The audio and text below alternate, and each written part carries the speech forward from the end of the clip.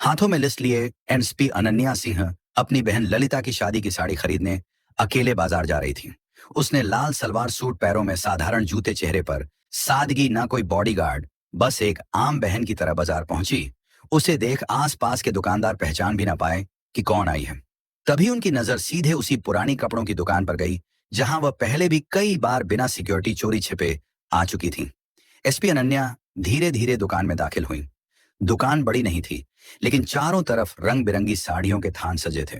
Counter पर मालिक हिसाब किताब में उलझा था और करीब 20 साल का एक लड़का ग्राहकों को साड़ियां दिखा रहा था। अनन्या को आते देख किसी ने खास ध्यान नहीं दिया। सबको लगा कोई आम सी ग्राहक होगी। वह काउंटर के पास जाकर खड़ी हो गई और लड़के से बोली, भैया मेरी बहन की शादी है, उसके लिए एक बहुत अच्छी साड़ी चाहिए, कुछ बढ़िया डिजाइन दिखाएं। लड़के ने बेमन से कुछ साड़ियां काउंटर पर फैला दी। अनन्या एक एक साड़ी को उठाकर गौर से देखने लगी। उसे कभी रंग पसंद नहीं आता तो कभी बॉर्डर नहीं। उन्होंने एक साड़ी को देखकर कहा, यह रंग बहुत हल्का है, ललिता पर खिलेगा नहीं। इसका बॉर्डर बहुत पतला है, शादी के हिसाब से जचेगा नहीं। फिर अनन्या ने एक और साड़ी को पलटकर कहा, अरे यह तो बहुत ज्यादा छटक है, दुल्हन को थोड़ा सोबर दिखना चाहिए। इसी तरह आधा घंटा कब बीत गया पता ही नहीं चला। दुकान में ग्राहकों की भीड़ बढ़ने लगी थी। लड़के के चेहरे पर अब झुंझुलाहट साफ झलक रही थी। उधर रामलाल भी अपनी मोटी ऐनक के पीछे से बार बार अनन्या को घूर रहा था। फिर वह थोड़ा रूखेपन से कहा, सब एक से बढ़कर एक पीस है, मैडम जी इनमें से ही कोई ले लीजिए। लेकिन अनन्या का दिल मान ही नहीं रहा था। उनके लिए यह सिर्फ एक साड़ी नहीं थी, यह उनकी बहन के लिए उनका प्यार, उनका दुलार था। उन्होंने शांत स्वर में जवाब दिया, मुझे कोई जल्दी नहीं है भाई साहब, मेरी बहन की शादी का मामला है, सबसे अच्छा ही चाहिए। तो रामलाल ने धीरे से लड़के को इशारा किया। लड़का बड़बड़ाता हुआ तहखाने की ओर गया और कुछ ही देर में नए बंडल उठाकर ले आया और काउंटर पर रख दिया। अब काउंटर साड़ियों से भर चुका था। अनन्या एक एक साड़ी खुलवाकर देख रही थी और रामलाल का पारा चढ़ता जा रहा था। लड़का धीरे से अपने मालिक के कान में फुसफुसाया, आधे घंटे से दिमाग खराब कर रखा है, एक साड़ी तो पसंद आ नहीं रही। अनन्या ने उसकी बात सुन ली। एक पल को उन्हें बुरा लगा। वह चाहे तो 1 मिनट में इस दुकान पर ताला लगवा सकती थी, लेकिन आज वह अपनी पावर का इस्तेमाल नहीं करना चाहती थी। उन्होंने लड़के की बात को अनसुना कर दिया और फिर लगभग 1 घंटे की माथापेची के बाद उनकी नजर उस पर पड़ी, एक गहरे मरून रंग की साड़ी जिस पर सोने के धागों से चौड़ा बॉर्डर बना था और पूरी साड़ी पर महीन कढ़ाई का काम था। वह साड़ी जैसे ललिता के लिए ही बनी थी। अनन्या के चेहरे पर आखिरकार एक संतुष्टि की मुस्कान आ गई और उन्होंने साड़ी हाथ में लेते हुए कहा, हाँ बस यही चाहिए, इसे पैक कर दो। रामलाल ने राहत की सांस ली, जैसे कोई बड़ी मुसीबत टल गई हो। लड़के ने जल्दी जल्दी साड़ी को तय करके एक चमकीले पैकेट में डाल दिया। अनन्या ने पर्स से पैसे निकाल कर दिए और पैकेट हाथ में ले लिया। उसके मन में एक खुशी थी, एक सुकून था कि उन्होंने अपनी बहन के लिए सबसे अच्छी चीज चुन ली है। वह दुकान से बाहर निकलने के लिए मुड़ी ही थी कि उनकी नजर पैकेट के एक कोने से झांकते एक धागे पर पड़ी। जो कुछ गड़बड़ थी। वह रुकी, पैकेट को खोला और साड़ी को दोबारा बाहर निकाला। उनके दिल की धड़कन बढ़ गई। साड़ी के बॉर्डर पर एक जगह से धागा टूटा हुआ था और उजड़ कर लटक रहा था। उन्होंने हल्के से उसे खींचा तो कढ़ाई की पूरी सिलाई खुलने लगी। यह एक डिफेक्टिव पीस था। अनन्या का चेहरा उतर गया। वह वापस काउंटर पर गई। उन्होंने रामलाल को दिखाते हुए कहा, भैया ये देखिए, इसमें तो धागा टूटा हुआ है, ये तो पूरी उधड़ जाएगी। रामलाल ने एक नजर साड़ी पर डाली और फिर बड़ी लापरवाही से बोला, अरे मैडम, इतना छोटा मोटा तो चलता है, आप ले जाएं, दर्जी से ठीक करवा लेना, कुछ नहीं होगा। अनन्या का गुस्सा अब बढ़ने लगा था। उनकी आवाज थोड़ी सख्त हो गई। वह रामलाल को बोली, चलता कैसे है, मैं इतने पैसे दे रही हूं, कोई फोकट में तो नहीं ले रही, मुझे ठीक साड़ी चाहिए। अब रामलाल भी भड़क गया और कड़क आवाज में बोला, देखिए मैडम, अब बार बार तो नहीं बदल सकते, आपने खुद देखकर पसंद की है, अब इसमें हमारी क्या गलती। काउंटर के पीछे खड़ा लड़का भी हंसते हुए बोला, अरे मैडम, आपने तो सब कुछ जांच परख कर ही लिया था ना, अब नाटक क्यों कर रही हो। यह सुनते ही अनन्या के आत्मसम्मान को ठेस लग गई। वह एक अफसर थी, लेकिन उससे पहले एक ग्राहक थी और एक ग्राहक के साथ ऐसा बर्ताव उन्हें बर्दाश्त नहीं था। उन्होंने दृढ़ता से कहा, सही साड़ी दो वरना मेरे पैसे वापस करो। रामलाल ने आंखें तरेर लीं और बोला, पैसे वैसे वापस नहीं होंगे, ज्यादा ड्रामा मत करो यहां पर। अब तक दुकान में खड़े बाकी ग्राहक भी तमाशा देखने लगे थे। कानाफूसी शुरू हो गई थी। दुकान के अंदर का माहौल गर्म हो चुका था। अनन्या ने आवाज ऊंची करके बोला, दुकानदारी ऐसे नहीं चलती है। मैंने पूरा पैसा दिया है। या तो सही कपड़े दो या पैसे वापस करो। रामलाल ने चिल्लाते हुए बोला। क्यों, बहुत बड़ी अफसर समझती हो? क्या खुद को तुम्हारे जैसे लोग रोज आते हैं? चलो भागो यहां से। यह सुनते ही अनन्या ने गुस्से में साड़ी का पैकेट काउंटर पर पटक दिया। भीड़ अब और बढ़ गई थी। लड़के ने पीछे से एक और तीर छोड़ा। अब शुरू हो गया इनका ड्रामा। अनन्या ने उसे घूर कर देखा। उनकी आंखों में वह सख्ती थी जो बड़े बड़े अपराधियों को भी चुप करा देती थी, लेकिन यहां कोई उन्हें पहचानने वाला नहीं था। रामलाल ने गुस्से में अपनी जेब से मोबाइल निकाला और चिल्लाते हुए बोला, ज्यादा हंगामा मत करो, वरना मैं अभी पुलिस को फोन करता हूं। वह बताएगी तुम्हें कि धौंस कैसे जमाते हैं। अनन्या के चेहरे पर एक व्यंग्यात्मक मुस्कान आई। हाँ कर लो, बुला लो पुलिस को। हम भी तो देखें तुम्हारी पुलिस क्या करती है। रामलाल को लगा कि वह डर नहीं रही है। उसने तुरंत थाने का नंबर मिलाया और स्पीकर पर डाल दिया। हेलो थानेदार साहब, गुप्ता साड़ी भंडार से बोल रहा हूँ। यहाँ एक औरत बिना वजह झगड़ा कर रही है। दुकान में हंगामा मचा रखा है। जल्दी किसी को भेजिए। फोन करते ही भीड़ में फुसफुसाहट और तेज हो गई। अरे, इसने तो पुलिस ही बुला ली। अनन्या ने कुछ नहीं कहा। उन्होंने पास पड़ी एक पुरानी लोहे की कुर्सी उठाई और दुकान के गेट पर जाकर बैठ गई। उन्होंने आसमान की तरफ देखा और एक पल के लिए उन्हें ललिता का चेहरा याद आया। उसकी शादी का सपना याद आया। लेकिन अब यह सिर्फ एक साड़ी की बात नहीं थी। यह उनके आत्मसम्मान की लड़ाई बन चुकी थी। वह पीछे नहीं हट सकती थी। वह उस कुर्सी पर शांति से बैठी थी, जैसे किसी तूफान के आने का इंतजार कर रही हो। मन में एक भरोसा था। उन्होंने खुद से कहा, कोई बात नहीं, पुलिस आएगी, मुझे पहचान लेगी और यह सारा तमाशा 1 मिनट में खत्म हो जाएगा। आखिर वह इसी जिले की एसपी अनन्या थी। हर थानेदार, हर दरोगा उन्हें पहचानता था। पूरा पुलिस डिपार्टमेंट उन्हें सलाम करता था। लेकिन शायद किस्मत को आज उनकी परीक्षा लेनी थी। 10 मिनट बाद पुलिस की एक पुरानी जीप धूल उड़ाती हुई दुकान के सामने आकर रुकी। जीप से एक दरोगा विक्रम सिंह और 2 सिपाही नीचे उतरे। दरोगा विक्रम सिंह की तोंद बाहर निकली हुई थी और चेहरे पर एक अजीब सी अकड़ थी। भीड़ उन्हें देखकर किनारे हो गई। रामलाल दौड़कर दरोगा विक्रम सिंह के पास गया। उसने अनन्या की तरफ इशारा करते हुए कहा, साहब यही है, वह औरत बिना बात के झगड़ा कर रही है। हमारी दुकान का माहौल खराब कर रही है। दरोगा विक्रम सिंह ने बिना कोई सवाल पूछे अनन्या को ऊपर से नीचे तक घृणा भरी नजरों से देखा। अनन्या अभी भी कुर्सी पर बैठी थी। उनके चेहरे पर थकान थी, लेकिन आंखों में एक उम्मीद भी थी कि अब सब ठीक हो जाएगा। तभी दरोगा विक्रम सिंह ने गरज कर पूछा, कौन हो तुम, क्या तमाशा लगा रखा है? यहां अनन्या ने शांत होकर जवाब दिया, तमीज से बात करो। फिर उन्होंने कहा, मैं अनन्या सिंह हूं।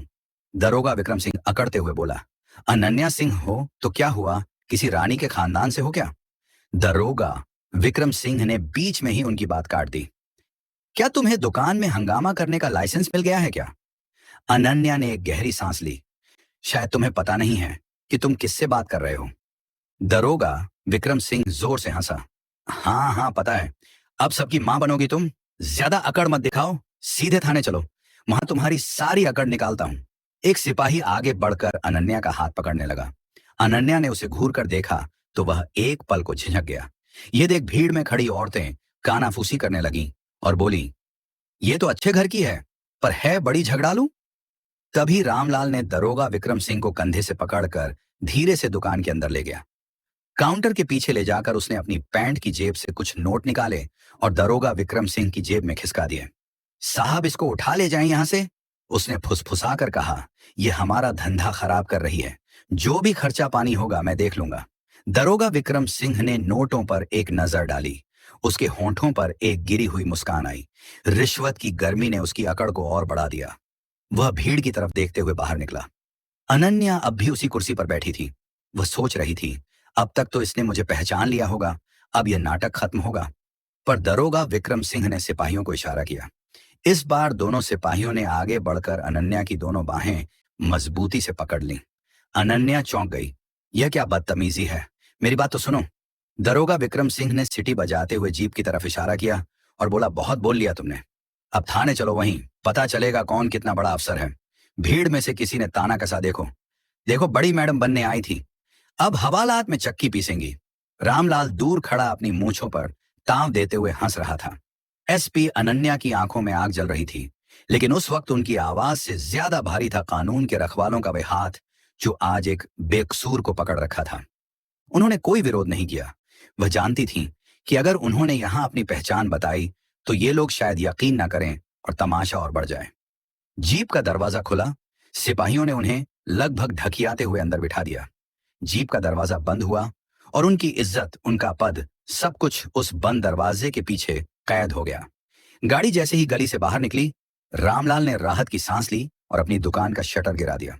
धंधा फिर से अपनी रफ्तार पकड़ लेगा, लेकिन एसपी अन्या सिंह की इज्जत को थाने के रास्ते पर घसीटा जा रहा था। पुलिस जीप धूल उड़ाती हुई थाने के गेट पर आकर रुकी। यहां बाजार की भीड़ तो नहीं थी, बस कुछ मुजरिमों के रिश्तेदार और पुलिस वाले थे। माहौल में एक अजीब सी उदासी और खामोशी थी। दरोगा विक्रम सिंह जीप से उतरा और एक सिगरेट सुलगकर कश लेने लगा और सिपाही ने जीप का दरवाजा खोले और अनन्या को बाहर खींचकर निकाला गया। लेकिन अनन्या सिर्फ चुप थी, कोई बहस नहीं, कोई गिड़गिड़ाहट नहीं। उनकी सीधी नजर दरोगा विक्रम सिंह के चेहरे पर थी, लेकिन रिश्वत और अहंकार में डूबे उस दरोगा विक्रम सिंह को कुछ भी समझ नहीं आ रहा था। दरोगा विक्रम सिंह ने उन्हें धक्का देते हुए कहा, ले चलो थाने के अंदर। थाने में अंदर एक हेड कांस्टेबल बैठा फाइलें पलट रहा था। उसने पूछा, साहब ये कौन लड़की है? दरोगा विक्रम सिंह ने घमंड से कहा, ये बहुत बड़ी तोप बनी फिरती थी, एक दुकानदार से झगड़ा कर रही थी। ऐसे ही लोग शहर में दंगे करवाते हैं। इसे हवालात में डालो, सारी गर्मी निकल जाएगी। अनन्या ने एक आखिरी बार कोशिश की, मैं अनन्या सिंह हूं।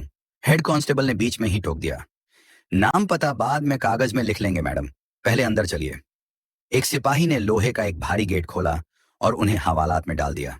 अंदर सीलन भरी हवालात थी, दीवारों से पपड़ी उतर रही थी और हवा में एक अजीब सी बदबू थी। एक कोने में टूटी हुई चारपाई पड़ी थी। अनन्या ने एक गहरी सांस ली।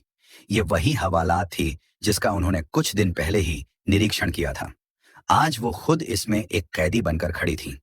दरोगा विक्रम सिंह ने बाहर से ताला लगाया और जोर से हंसा और बोला, अब बनो अफसर और रानीबाई। हवालात की दीवारों पर अनन्या के चेहरे की परछाई कांप रही थी और मन ही मन सोच रही थी कि कितने नीचे गिर चुके हैं ये लोग, इनकी किए की सजा जरूर दूंगी। ये कैसा इंसाफ है जो सच और झूठ में फर्क नहीं कर सकता। इतना सोच ही रही थी तभी उसी थाने में हवालात के बाहर लकड़ी की एक पुरानी कुर्सी पर एक दूसरा दरोगा बैठा था। उसका नाम था राजेंद्र सिंह। उम्र ज्यादा नहीं थी, लेकिन वो अपने काम में बेहद ईमानदार और तेज माना जाता था।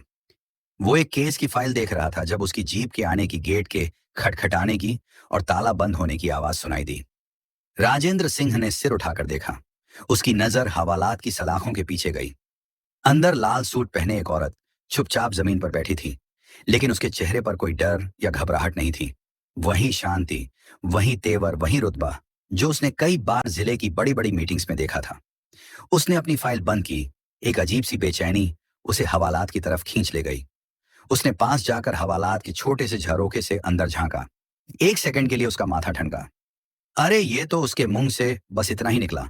उसने पास खड़े एक सिपाही को इशारा किया, ये कौन है, किस केस में लेकर आए हो? सिपाही ने हंसते हुए पूरी कहानी बता दी। साहब एक दुकानदार से झगड़ा कर रही थी, दरोगा विक्रम सिंह साहब पकड़ लाए, कह रहे थे बड़ी अफसर बनती थी। राजेंद्र ने उसकी बात पर ध्यान नहीं दिया। उसकी आंखें सीधे अंदर देख रही थीं। तभी हवालात में बैठी अनन्या ने भी नजर उठाकर उसे देखा। एक पल के लिए दोनों की आंखें मिली और अगले ही पल राजेंद्र का खून सूख गया। वह समझ गया कि कितना बड़ा बवंडर आ चुका है। यह कोई आम औरत नहीं है, यह पूरे जिले की एसपी अनन्या सिंह है। वह सिपाही पर दहाड़ा, यह कोई मजाक नहीं है, गेट खोल जल्दी। सिपाही घबरा गया और बोला, पर दरोगा विक्रम सिंह साहब ने मना किया है। राजेंद्र की आवाज पूरे थाने में गूंज गई। मैंने कहा, गेट खोल, ये पूरे जिले की एसपी अनन्या सिंह है। तुम्हारे जैसे 50 दरोगा विक्रम सिंह मिलकर भी इनका बाल बांका नहीं कर सकते। ये सुनते ही सिपाही के हाथ पैर कांपने लगे। उसने कांपते हाथों से चाबी निकाली और ताले में लगाई। ताला खुला, कुंडा हटा। राजेंद्र ने सलाखों के उस पार खड़ी एसपी अनन्या सिंह को पूरी ताकत से सैल्यूट ठोका। उसकी आवाज में शर्मिंदगी और सम्मान दोनों थे। मैडम माफ कीजिएगा, हमसे बहुत बड़ी गलती हो गई। मैं अभी इस गलती की भरपाई करता हूं। हवालात की वही दीवारें जो कुछ देर पहले अनन्या की पहचान को मिटा रही थीं, अब सच को पूरी इज्जत से बाहर आते हुए देख रही थीं। हवालात का ताला खुलते ही एसपी अनन्या सिंह बाहर आईं। उनका चेहरा शांत था, लेकिन उनकी आंखों में एक तूफान छिपा था।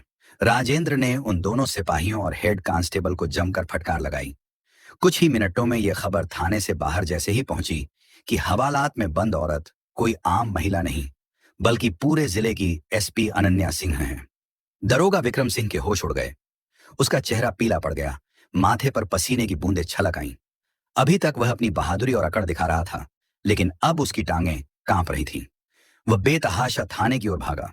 सीढ़ियां चढ़ते हुए उसके पैर फिसल रहे थे, सांसें तेज हो गई थीं। कमरे का दरवाजा खोला तो सामने वही दृश्य था। हवालात खुल चुकी थी। एसपी अनन्या अनन्या सलाखों से बाहर आ चुकी थी।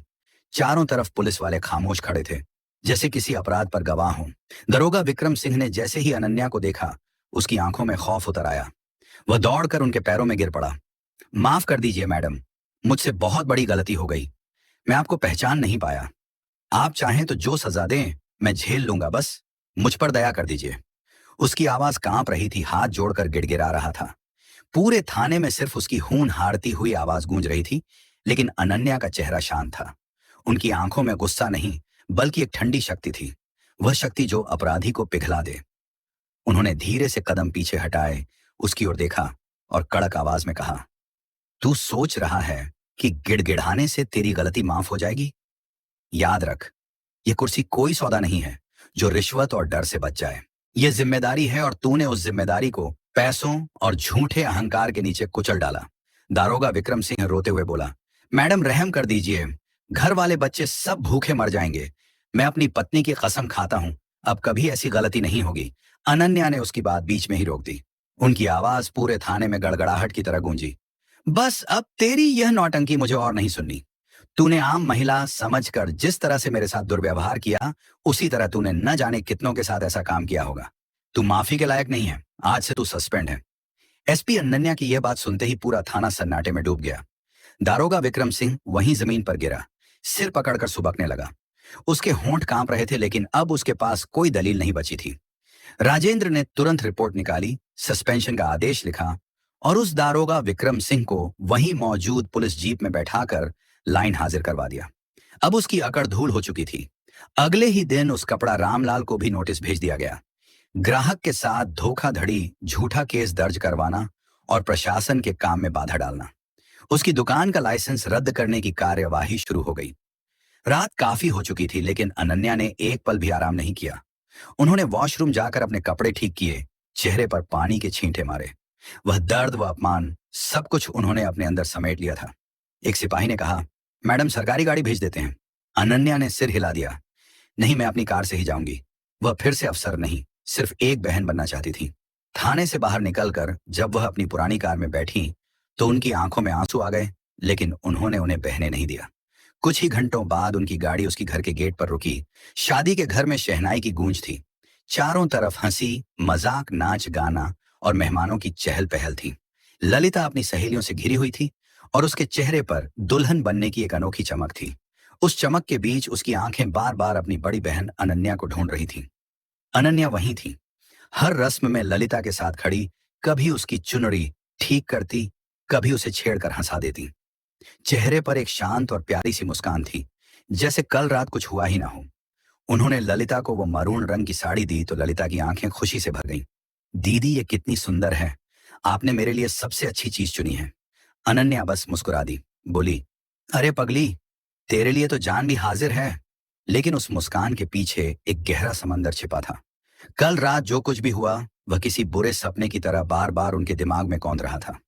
वह हवालात की सीलन भरी बदबू, वह दारोगा विक्रम सिंह की गिरी हुई हंसी, वह रामलाल का घमंडी चेहरा और भीड़ की वह चुभती हुई निगाहें, सब कुछ उनकी आत्मा पर किसी घाव की तरह ताजा था। उन्होंने उस अपमान के घूंट को पिया जरूर था, लेकिन वह उनके गले में अटका हुआ था। वह मुस्कुरा रही थीं, लेकिन उनका मन बेचैन था। वह सोच रही थीं, क्या दारोगा विक्रम सिंह को माफ कर देना चाहिए था? आखिर उसने अपने बीवी बच्चों की कसम खाई थी कि आज के बाद कभी ऐसा काम नहीं करेगा। उसकी आंखों में डर से ज्यादा अपने घर की फिक्र झलक रही थी। अनन्या के दिल में बार बार सवाल उठ रहा था, क्या मैंने सही किया या गलत? उनकी आत्मा जानती थी कि वर्दी का अपमान बर्दाश्त नहीं किया जा सकता, लेकिन तभी उसे थाने का अंतिम दृश्य उसे याद आया जब दारोगा विक्रम सिंह को सस्पेंड करके ले जाया जा रहा था। तो उसके चेहरे पे एक ऐसे हंसी थी कि मानो उसे कुछ हुआ ही नहीं हो। उसकी नजरें ये इशारा कर रही थीं कि तुमको देख लेंगे। उसके अंदर कोई डर नहीं था। उनकी आंखें शून्य में टिक गईं। वह उसकी आंखों में भय होने लगा। तभी ललिता ने धीरे से उनका हाथ हिलाया और मुस्कुराकर बोली, दीदी आप कहाँ खोई हुई हैं? उसकी आवाज ने अनन्या की सोच को तोड़ दिया। अनन्या चौंक कर हकीकत में लौटी। कहीं नहीं, लल्ली बस देख रही हूं। मेरी गुलियां आज कितनी सुंदर लग रही है। उन्होंने बड़ी सफाई से बात को टाल दिया। वह अपनी बहन की जिंदगी के सबसे बड़े दिन में किसी भी तरह की कड़वाहट भूलना नहीं चाहती थी। दीदी, कल आप इतनी देर से क्यों आई? और माँ बता रही थी कि आपका फोन भी नहीं लग रहा था, सब ठीक तो है ना? ललिता की आंखों में चिंता साफ झलक रही थी। अनन्या ने एक गहरा सांस लिया। वह अपनी छोटी बहन से झूठ नहीं बोलना चाहती थी, लेकिन सच बताने का यह सही वक्त नहीं था। हाँ, सब ठीक है। बस एक जरूरी ऑफिशियल काम में फंसी थी। लेकिन देख, मैंने अपना वादा पूरा किया, तेरी साड़ी ले आई। रात को जब सब लोग संगीत और नाच गाने में डूबे थे, अनन्या अकेले छत पर चली गई। ठंडी हवा के बीच उसने राजेंद्र को फोन किया और बोला, मुझे दरोगा विक्रम सिंह और दुकानदार रामलाल की पूरी जानकारी चाहिए। राजेंद्र ने भरोसा दिलाया, सुबह तक रिपोर्ट दे दूंगा। अगले दिन हल्दी की रस्म के बीच फोन आया। राजेंद्र ने बताया, रामलाल के कई धोखाधड़ी के केस दबाए गए हैं और दरोगा विक्रम सिंह एमएलए भैरव सिंह यादव का खास आदमी है। अवैध शराब, जमीन कब्जा, वसूली सब उसी के लिए करता है। अनन्या ने सब जोड़ लिया तो रामलाल भी उसी के नेटवर्क का हिस्सा है। शाम होते ही बारात की खुशी पर अचानक साया छा गया। एक जीप से कुछ गुंडे कूदे और पंडाल के बाहर खौफ का तूफान उतर आया। उनके लीडर मंगल ने चिल्लाकर शादी रोकने को कहा, रोको ये शादी। उसकी आवाज में इतनी कर्कशता थी कि संगीत तुरंत बंद हो गया। पूरे पंडाल में सन्नाटा छा गया। उसने सबके सामने ललिता पर इल्जाम लगाया कि उसने उसके भाई जग्गा पहलवान से 50 लाख रुपए उधार लिए हैं और अब वह पैसे लौटाए बिना शादी करके भागना चाहती है। दूल्हे के घर वाले सख्ते में आ गए और मेहमान कानाफूसी करने लगे। ललिता, जिस पर कुछ देर पहले खुशियों के फूल बरसाए जा रहे थे, अब उस पर झूठे इल्जामों की कीचड़ उछाली जा रही थी। वह फूट फूट कर रोने लगी। अनन्या का खून खौल उठा। वह जानती थी कि यह भैरव सिंह की घटिया चाल है, उन्हें और उनके परिवार को बदनाम करने का तरीका। वह एक शेरनी की तरह आगे बढ़ी। उसकी आंखों में ना कोई डर था, ना कोई घबराहट, बस एक सर्द गुस्सा था। क्या सबूत है तुम्हारे पास? उसकी आवाज शांत लेकिन इतनी पेनी थी कि मंगल भी एक पल को ठिठक गया। मंगल ने कुछ नकली स्टैंप पेपर हवा में लहराए। अनन्या ने एक नजर में ही पहचान लिया कि वह जाली भी है। अच्छा, तो अपने जग्गा भाई का नंबर दो, मैं अभी उससे बात करती हूँ। यह सुनकर गुंडे घबरा गए। वह वह तो शहर से बाहर है। तो फिर ये कचरे के टुकड़े मुझे मत दिखाओ। अनन्या ने कागज छीनकर उसके मुंह पर फेंक दिए। अब तुम्हारे पास दो रास्ते हैं, या तो चुपचाप यहां से निकल जाओ, या मैं अभी फोर्स बुलाकर धोखाधड़ी, मानहानि और एक पब्लिक सर्वेंट के परिवार को धमकाने के जुर्म में तुम सबको अंदर करवा दूंगी। पब्लिक सर्वेंट का नाम सुनते ही गुंडों के होश उड़ गए। उन्हें अंदाजा नहीं था कि वह किससे पंगा ले रहे हैं। 10 सेकंड के अंदर वह सब दुम दबा कर भाग गए। माहौल संभल तो गया, लेकिन जश्न का रंग फीका पड़ चुका था। अनन्या ने दूल्हे के पिता से हाथ जोड़कर माफी मांगी और उन्हें यकीन दिलाया कि उनकी बहन बेकसूर है। उन्होंने वादा किया कि वह इस साजिश की जड़ तक पहुंचेंगी। उस दिन अनन्या ने ठान लिया था कि भैरव सिंह ने उनकी बहन की इज्जत पर हाथ उठाकर अपनी बर्बादी को दावत दी है। ललिता की विदाई के बाद घर की खामोशी अनन्या के गुस्से को और बढ़ा रही थी। अगले ही दिन उन्होंने सबसे पहले रामलाल को गिरफ्तार किया। सरकारी गवाह बनने का दबाव डाला। डर के बावजूद रामलाल चुप रहा, लेकिन जब उसने देखा कि अनन्या ने भैरव सिंह के दाहिने हाथ जगह पहलवान के अवैध जमीन कब्जों पर बुलडोजर चलवा दिया, करोड़ों का गैर कानूनी निर्माण मिट्टी में मिला दिया और 20 गुंडों को गिरफ्तार कर लिया, तब रामलाल टूट गया। उसने भैरव सिंह के राज खोले। बताया कि एक काली डायरी है जिसमें हर रिश्वत, हर धंधे का पूरा हिसाब लिखा है। वह डायरी उसके फार्म हाउस में छिपी थी। अनन्या ने आधी रात को ऑपरेशन धर्म चलाया। बिना सायरन और रोशनी वाली पुलिस गाड़ियां फार्म हाउस पहुंची। दरवाजे तोड़े गए। गार्ड्स हथियार डालने पर मजबूर हुए। अनन्या सीधे भैरव सिंह के कमरे में पहुंची। नींद से चौंक कर वह चिल्लाया, एसपी अनन्या, तुम्हारी हिम्मत कैसे हुई? अनन्या ने सर्च वारंट उसके चेहरे पर फेंकते हुए कहा, कानून को काम करने के लिए इजाजत की जरूरत नहीं होती। फार्म हाउस की तलाशी में करोड़ों की नकदी और वह काली डायरी बरामद हुई। अनन्या ने डायरी उठाकर ठंडी आवाज में कहा, खेल खत्म। एमएलए साहब, भैरव सिंह उसी रात गिरफ्तार हुआ। अगले दिन मीडिया में डायरी और गवाही के सबूत पहुंचे। अदालत में रामलाल की गवाही और डायरी के पन्नों ने पूरा गिरोह सलाखों के पीछे पहुंचा दिया। शहर ने बरसों बाद चैन की सांस ली। अपराध का साम्राज्य ढह चुका था। शाम को ललिता ने छत पर अनन्या से कहा, दीदी, मुझे आपके लिए डर लगता है। अनन्या मुस्कुराई, उसका हाथ थामा और बोली, मैं अकेली नहीं हूं लल्ली। मेरे साथ कानून है, सच्चाई है और तेरी दुआएं हैं। ये वर्दी सिर्फ कपड़ा नहीं, एक कसम है और मैंने अपनी कसम निभाई है। डूबते सूरज की रोशनी में उनकी वर्दी चमक रही थी। ये वर्दी अब सिर्फ वर्दी नहीं, बल्कि इंसाफ और इज्जत की जीत की पहचान बन चुकी थी। तो दोस्तों, यह कहानी केवल मनोरंजन और शिक्षा के उद्देश्य से बनाई गई है। इसमें दिखाए गए सभी पात्र, घटनाएं और संवाद काल्पनिक हैं। किसी भी वास्तविक व्यक्ति, संस्था या घटना से इनका कोई संबंध नहीं है। कृपया इसे केवल कहानी के रूप में देखें और इसका आनंद लें। हम किसी की भावनाओं को ठेस पहुंचाना नहीं चाहते हैं। अगर आपको यह कहानी पसंद आई हो तो इसे लाइक करें और ज्यादा से ज्यादा लोगों तक शेयर करें। कमेंट करके बताएं कि आपको सावित्री का कौन सा कदम सबसे अच्छा लगा और हमारे चैनल को सब्सक्राइब करना न भूलें, क्योंकि हम आपके लिए ऐसी ही प्रेरणादायक कहानियां लाते रहेंगे। धन्यवाद।